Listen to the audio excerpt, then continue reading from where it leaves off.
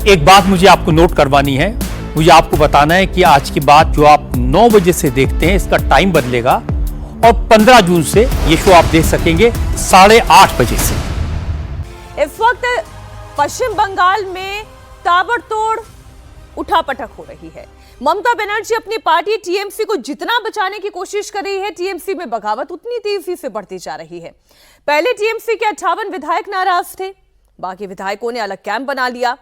Speaker ने मान्यता भी दे दी। बागी कैंप के ऋतुव्रत बनर्जी को नेता प्रतिपक्ष भी बना दिया गया और फिर बगावत ममता बनर्जी के कोर टीम में हो गई। ममता बनर्जी के 28 में से 19 लोकसभा सांसदों ने बगावती बिगुल फूंक दिया और ये बगावत और तेज होती जा रही है। बंगाल विधानसभा में नेता प्रतिपक्ष और बागी गुट के लीडर ऋतुव्रत बनर्जी ने बड़ा दावा किया। टीएमसी के 6 और विधायक बागी कैंप के साथ चले गए। अब बागी कैंप के विधायकों की संख्या 58 से बढ़कर 64 हो चुकी है। बगावत केवल ममता बनर्जी के विधायक नहीं बल्कि ममता बनर्जी के सांसद भी बागी हो गए हैं। कल शुभेंदु अधिकारी के साथ टीएमसी के 3 और बागी सांसदों की बैठक हुई। यह बैठक भूपेंद्र यादव के घर पर हुई, जहां पहले भी 8 जून को शुभेंदु अधिकारी ने बैठक की थी। टीएमसी के लोकसभा में 28 सांसद है, 28 में से 19 सांसद बागी हो गए हैं। तो वहीं राज्यसभा में भी ममता बनर्जी के खिलाफ बगावती सुर उठने लगे हैं। राज्यसभा में टीएमसी के 13 सांसद हैं, जिनमें से 2 सांसदों ने इस्तीफा दे दिया। ऐसे में कयास ये लगाए जा रहे थे अगला नंबर किसका है। टीएमसी सांसद शताब्दी रॉय का दावा यह है कि यह फहरिस्त बहुत लंबी है। साथ ही उन्होंने यह भी क्लियर कर दिया है कि बाकी सांसद बीजेपी में शामिल नहीं होंगे बल्कि अलग ब्लॉक बनाकर काम करेंगे और एनडीए को सपोर्ट करेंगे। असेंबली में 62 अभी हो गया और वहाँ पे 20, अब 18 शायद हो गया। अगर ये उल्टा होता तो आप मान सकते थे ये लोग गलत है। कम लोग जब गलत है। पार्लियामेंट में अगर ऐसा होता 8 अपोज करते 20 रह जाते, फिर आप सोच सकते हो ये लोग गद्दार है, पर्सनल कोई एजेंडा से गया है, कोई ग्रिड से गया है, ग्रीडी है, वो हो सकता है। अगर कम लोग जाते, जब ज़्यादा लोग गया है तो मतलब पार्टी को मानना चाहिए जी इतने लोग कैसे अपोज कर रहे, तो कहीं पे उनका गलती है ही नहीं।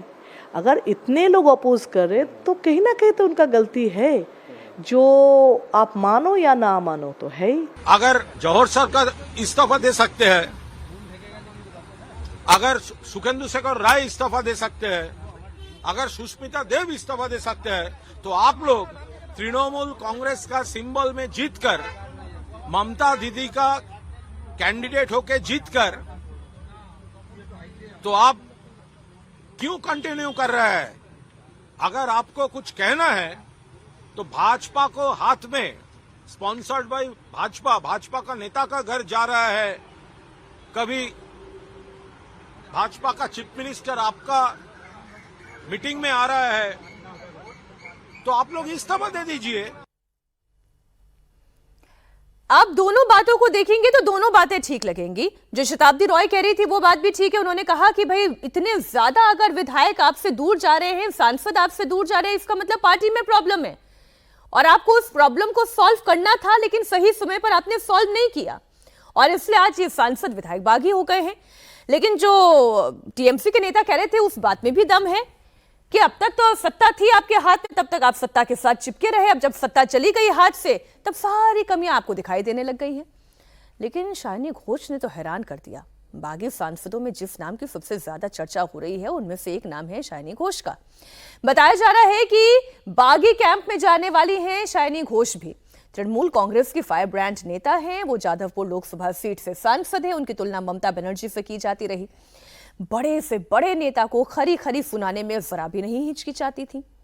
शालिनी घोष ने 2021 में औपचारिक रूप से ममता बनर्जी की पार्टी को ज्वाइन किया था और इसी साल टीएमसी यूथ कांग्रेस का राष्ट्रीय अध्यक्ष भी बनाया गया। अभिषेक बनर्जी के पास ये पद था और मैं जो सुन रही हूं उनमें तो चर्चा इस बात की हो रही है अजीत जी की शालिनी घोष तो उन नेताओं में शामिल थी जिसे बनाने में, बड़ा करने में और उसके बाद पद देने में बड़े बड़े यूट्यूबर्स के पास, बड़े बड़े न्यूज चैनल्स के पास उनका इंटरव्यू लाइन अप कराने में सब में अभिषेक बनर्जी का वरदहस्त था। बिल्कुल, और अभिषेक बनर्जी आखिरी समय तक नहीं भांप पाए थे कि शालिनी घोष भी जा सकती हैं।